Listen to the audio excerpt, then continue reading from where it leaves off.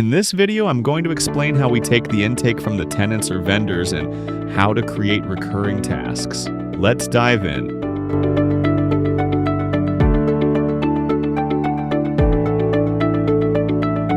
I'm going to give a live example of it.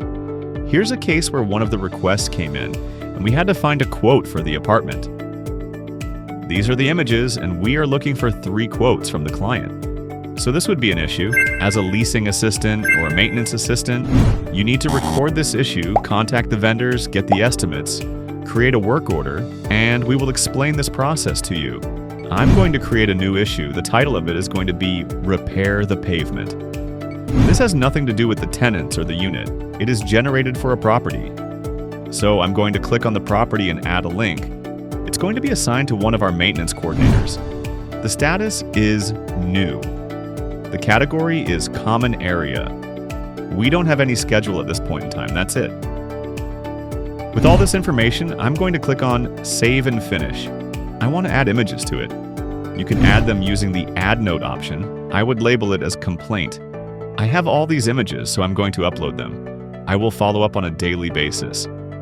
Now that the issue is created, our maintenance team will follow up on it. We can also view it from their end.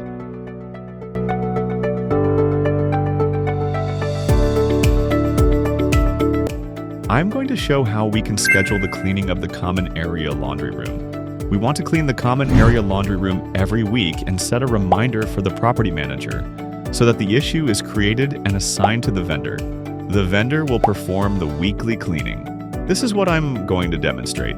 First, it's a weekly task. Go to your event manager dashboard and you will see a task section. You're going to create a new task. This task is the weekly cleaning of the laundry room. I'm going to assign it to the maintenance person. This is related to a property and assigned to a vendor.